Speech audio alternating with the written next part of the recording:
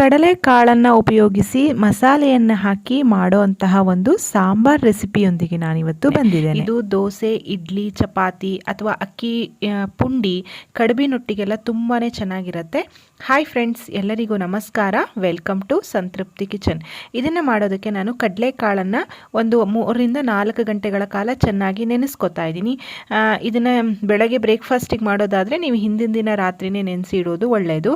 ನಾನು ಓವರ್ನೈಟ್ ಇದನ್ನು ನೆನೆಸಿದ್ದೀನಿ ಫ್ರೆಂಡ್ಸ್. ನೋಡಿ, ನೆನೆಸಿದ ಮೇಲೆ ಇದರ ಪ್ರಮಾಣ ಡಬಲ್ ಆಗಿರುತ್ತೆ, ಜಾಸ್ತಿ ಆಗುತ್ತೆ. ಇದು ಚೆನ್ನಾಗಿ ಇವಾಗ ನೆಂದಿರೋದ್ರಿಂದ ನಮಗೆ ಬೇಯಿಸೋದಕ್ಕೆ ತುಂಬ ಬೇಗ ಆಗುತ್ತೆ. ಒಣ ಕಾಳು ಬೇಯಿಸೋದಕ್ಕೆ ಆಗೋದಿಲ್ಲ.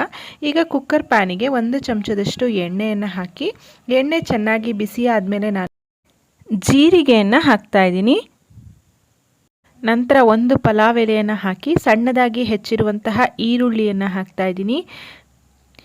ಇದನ್ನು ಸಹ ಎಣ್ಣೆಯಲ್ಲಿ ಚೆನ್ನಾಗಿ ಹಸಿ ವಾಸನೆ ಹೋಗೋ ತನಕ ಫ್ರೈ ಮಾಡ್ಕೋಬೇಕಾಗತ್ತೆ. ಇದು ನಾನು ಕುಚ್ಚಲಕ್ಕಿ ಪುಂಡಿಯನ್ನು ಮಾಡಿದಾಗ ಅದ್ರ ಜೊತೆ ಸರ್ವ್ ಮಾಡಿದ್ದೆ. ತುಂಬ ಜನ ಸಾಂಬಾರ್ ರೆಸಿಪಿಯನ್ನು ತೋರಿಸಿ ಅಂತ ಹೇಳಿದರು. ಸೊ ನಾನು ಅದಕ್ಕಾಗಿ ಸಾಂಬಾರ್ ರೆಸಿಪಿಯನ್ನು ನಿಮ್ಮ ಜೊತೆ ಶೇರ್ ಮಾಡ್ತಾ ಇದ್ದೀನಿ. ಇದು ಅಕ್ಕಿಯ ಪುಂಡಿಯ ಜೊತೆನೂ ಸಹ ತುಂಬಾ ಚೆನ್ನಾಗಿರುತ್ತೆ. ನಾವು ಅಕ್ಕಿ ತರಿ ಕಡುಬು ಅಂತ ಏನು ಮಾಡ್ತೀವಿ ಅದ್ರ ಜೊತೆ ಸಹ ಚೆನ್ನಾಗಿರುತ್ತೆ. ಇಡ್ಲಿ ಜೊತೆ ಸಹ ಚೆನ್ನಾಗಿರುತ್ತೆ. ಈಗ ಇದಕ್ಕೆ ಹೆಚ್ಚಿರುವಂತಹ 1 ಆಲೂಗಡ್ಡೆಯನ್ನು ಹಾಕಿದ್ದೀನಿ. ಆಲೂಗಡ್ಡೆ ಇದ್ದರೆ ಹಾಕ್ಕೊಳ್ಳಿ, ಇಲ್ಲಾಂದರೆ ತೊಂದರೆ ಇಲ್ಲ. ಮತ್ತು ನೆನೆಸಿಟ್ಟಿರುವಂತಹ ಕಡಲೆಕಾಳನ್ನು ಹಾಕಿ ಸ್ವಲ್ಪ ಅರಿಶಿಣವನ್ನು ಹಾಕಿ ಚೆನ್ನಾಗಿ ಇದನ್ನು ಒಗ್ಗರಣೆಯಲ್ಲಿ ಮಿಕ್ಸ್ ಮಾಡ್ತಾ ಇದ್ದೀನಿ. ಇದು ಬೇಯೋದಕ್ಕೆ ಸುಮಾರು ಟೈಮ್ ಆಗುತ್ತೆ, ಅಂದರೆ ಡೈರೆಕ್ಟಾಗಿ ಬೇಯಿಸೋದಕ್ಕೆ ಸ್ವಲ್ಪ ಟೈಮ್ ಬೇಕು. ಹಾಗಾಗಿ ನಾನು ಕುಕ್ಕರ್ಗೆ ಸ್ವಲ್ಪ ನೀರನ್ನು ಹಾಕಿ ಚೂರು ಉಪ್ಪನ್ನು ಸಹ ಇಲ್ಲಿ ಹಾಕ್ತಾ ಇದ್ದೀನಿ, ಕಾಳಿಗೆ ಉಪ್ಪು ಹಿಡೀಲಿ ಅಂತ. ಚೆನ್ನಾಗಿ ಮಿಕ್ಸ್ ಮಾಡಿ ಲಿಡ್ಡನ್ನು ಕ್ಲೋಸ್ ಮಾಡಿ 2 ವಿಷಲ್ ಕೂಗಿಸ್ಕೊತಾ ಇದ್ದೀನಿ. ಈ ರೀತಿ ಮಾಡೋದ್ರಿಂದ ಬೇಗ ಆಗುತ್ತೆ. ಈಗ ಇದಕ್ಕೆ ಮಸಾಲೆಗೆ ನಾನು ತೆಂಗಿನಕಾಯಿ ತುರಿ, ಕೊತ್ತಂಬರಿ ಸೊಪ್ಪೆಲ್ಲ ತೊಗೊಂಡಿದ್ದೀನಿ. ಮಿಕ್ಸರ್ ಜಾರ್ಗೆ ತುರಿದಿರೋಂತಹ ತೆಂಗಿನಕಾಯಿಯ ತುರಿ, ಗ್ರೇವಿ ಜಾಸ್ತಿ ಬೇಕು ಅಂತಂದರೆ ಒಂದು ಅರ್ಧ ಹೋಳಿನಷ್ಟು ತೆಂಗಿನಕಾಯಿ ತುರಿಯನ್ನು ಹಾಕ್ಕೊಳ್ಳಿ. 1 ಹಿಡಿಯಷ್ಟು ಕೊತ್ತಂಬರಿ ಸೊಪ್ಪು, ಅರ್ಧ ಇಂಚು ಶುಂಠಿ, ಒಂದು ಅರ್ಧ ಗೆಡ್ಡೆ ಬೆಳ್ಳುಳ್ಳಿ, 2 ಎಸಳು ಚಕ್ಕೆ, 2 ಲವಂಗ, 1 ಏಲಕ್ಕಿಯನ್ನು ಹಾಕಿ ಮಿಕ್ಸರ್ ಜಾರ್ಗೆ ರುಬ್ಬೋದಕ್ಕೆ ಹಾಕ್ತಾ ಇದ್ದೀನಿ. ಇದಕ್ಕೆ 1 ಚಮಚದಷ್ಟು ಅಚ್ಚ ಖಾರದ ಪುಡಿಯನ್ನು ಹಾಕ್ತಾ ಇದ್ದೀನಿ. ನಿಮಗೆ ಖಾರ ಜಾಸ್ತಿ ಬೇಕು ಅಂತಂದರೆ ಇನ್ನೂ ಸ್ವಲ್ಪ ಜಾಸ್ತಿ ಹಾಕ್ಕೊಳ್ಬೋದು. ಮತ್ತು 1 ಚಮಚದಷ್ಟು ಧನಿಯಾ ಪುಡಿಯನ್ನು ಹಾಕ್ತಾ ಇದ್ದೀನಿ. ಮತ್ತು 1 ಹಸಿ ಟೊಮೆಟೊವನ್ನು ಸಹ ಇಲ್ಲಿ ನಾನು ರುಬ್ಬೋದಕ್ಕೆ ಹಾಕ್ತಾ ಇದ್ದೀನಿ. ಸ್ವಲ್ಪ ನೀರನ್ನು ಹಾಕಿ ಇದನ್ನು ನುಣ್ಣಗೆ ರುಬ್ಕೋಬೇಕಾಗತ್ತೆ. ಸ್ವಲ್ಪ ಗಮ್ಮತ್ತಿನ ಮಸಾಲೆಯ ಸಾಂಬಾರಿದು. ಸ್ಪೈಸಿ ಎಲ್ಲ ಇಷ್ಟ ಆಗೋರಿಗೆ ಇದು ತುಂಬಾ ಇಷ್ಟ ಆಗುತ್ತೆ. ನೋಡಿ, ನಾನು ಈ ರೀತಿ ನುಣ್ಣಗೆ ಇದನ್ನು ಹರ್ಕೊಂಡಿದ್ದೀನಿ. ಈ ಕಡೆ ಕಾಳು ಸಹ ತುಂಬ ಚೆನ್ನಾಗಿ ಬೆಂದಿರೋಂತಹ ಕಾಳಿಗೆ ನಾವು ರುಬ್ಬಿರೋಂತಹ ಮಿಶ್ರಣವನ್ನು ಹಾಕಿಬಿಟ್ಟು ನೀರನ್ನೆಲ್ಲ ಹಾಕಿ ಅಡ್ಜಸ್ಟ್ ಮಾಡ್ಕೋಬೇಕಾಗತ್ತೆ. ಇಲ್ಲಿ ನೀವು ಚಪಾತಿ ಜೊತೆ ಸರ್ವ್ ಮಾಡೋದಾದರೆ ಇಷ್ಟೇ ಗಟ್ಟಿಯಾಗಿ ಇರಲಿ. ಇಡ್ಲಿ ಜೊತೆ, ದೋಸೆ ಜೊತೆ ಮಾಡೋದಾದರೆ ಸ್ವಲ್ಪ ನೀರನ್ನು ಸೇರಿಸ್ಬೋದು.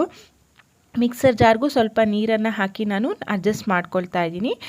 ಆಲ್ರೆಡಿ ನಾನು ಕಾಳು ಬೇಯುವಾಗೂ ಉಪ್ಪನ್ನು ಹಾಕಿದ್ದೀನಿ. ಸೊ ಮಸಾಲೆಗೆ ಸ್ವಲ್ಪ ಉಪ್ಪನ್ನು ಹಾಕ್ತಾ ಇದ್ದೀನಿ, ಸಪ್ಪೆ ಅಂತ ಅನಿಸುತ್ತೆ ಅಂತ. ಇವಾಗ ಉಪ್ಪನ್ನು ಹಾಕಿ ಚೆನ್ನಾಗಿ ಕುದಿಯೋದಕ್ಕೆ ಬಿಟ್ಟರೆ ಆಯಿತು. ತುಂಬ ಆಗಲೇ ಹೇಳಿದಾಗೆ ತುಂಬ ಸ್ಪೈಸಿ ಎಲ್ಲ ಇಷ್ಟ ಆಗುತ್ತೆ. ಖಾರವಾಗಿ ಏನಾದರೂ ತಿನ್ನಬೇಕು ಅಂತಂದಾಗ ಈ ರೆಸಿಪಿಯನ್ನು ಖಂಡಿತ ಟ್ರೈ ಮಾಡಿ ನೋಡ್ಬೋದು.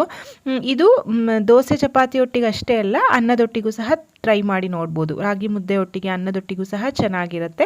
ನೋಡಿ, ಇವಾಗ ಇದು ಚೆನ್ನಾಗಿ ಕುದೀತಾ ಇದೆ. 1-2 ಸಲ ಚೆನ್ನಾಗಿ ಕುದಿಸ್ಕೊಳ್ಳಿ ಇದನ್ನು. ಈಗ ಒಂದು ಅರ್ಧ ಕಡಿಯಷ್ಟು ನಿಂಬೆ ಹಣ್ಣಿನ ರಸವನ್ನು ಕಡೆಯಲ್ಲಿ ಹಾಕ್ತಾ ಇದ್ದೀನಿ. ರುಬ್ಬೋದಕ್ಕೂ ಟೊಮೆಟೊ ಹಾಕಿದ್ದೀವಿ, ಆದರೂ ಸ್ವಲ್ಪ ಹುಳಿ ಇದ್ದರೆ ಚೆನ್ನಾಗಿರುತ್ತೆ. ಸೊ ಹಾಗಾಗಿ ನಿಂಬೆ ಹಣ್ಣಿನ ರಸವನ್ನು ಹಾಕಿ ನಾನು ಫ್ಲೇಮನ್ನು ಆಫ್ ಮಾಡ್ತಾ ಇದ್ದೀನಿ. ಇದನ್ನು ಕೇರಳ ಕಡೆ ಅಕ್ಕಿ ತರಿಯ ಪುಂಡಿಯ ಜೊತೆ ಸರ್ವ್ ಮಾಡ್ತಾರೆ, ಕಡಲ್ ಕರಿ ಅಂತ ಹೇಳ್ತಾರೆ. ನೋಡಿ, ರುಚಿಯಾಗಿರುವಂತಹ ಕಡಲೆಕಾಳಿನ ಸಾಂಬಾರ್ ತಯಾರಾಗಿದೆ. ಬೆಳಗಿನ ಗಡಿಬಿಡಿಗೆ ಬೇಗ ಆಗುವಂತಹ ರೆಸಿಪಿ ಇದು. ತುಂಬ ರುಚಿಯಾಗಿರುತ್ತೆ. ಖಂಡಿತ ಇನ್ನೊಂದು ಸಲ ನೀವು ಟ್ರೈ ಮಾಡಿ ನೋಡ್ಬೋದು. ಈ ವಿಡಿಯೋ ನಿಮ್ಗೆ ಇಷ್ಟ ಆಗಿದ್ರೆ ದಯವಿಟ್ಟು ಲೈಕ್ ಮಾಡಿ. ಈ ವಿಡಿಯೋವನ್ನು ನಿಮ್ಮ ಫ್ರೆಂಡ್ಸ್ ಆ್ಯಂಡ್ ಫ್ಯಾಮಿಲಿ ಜೊತೆ ಶೇರ್ ಮಾಡಿ. ಮತ್ತೊಂದು ಅಡುಗೆಯೊಂದಿಗೆ ಮತ್ತೆ ಬರ್ತೀನಿ. ಅಲ್ಲಿವರೆಗೂ ಧನ್ಯವಾದಗಳು. Thank you for watching.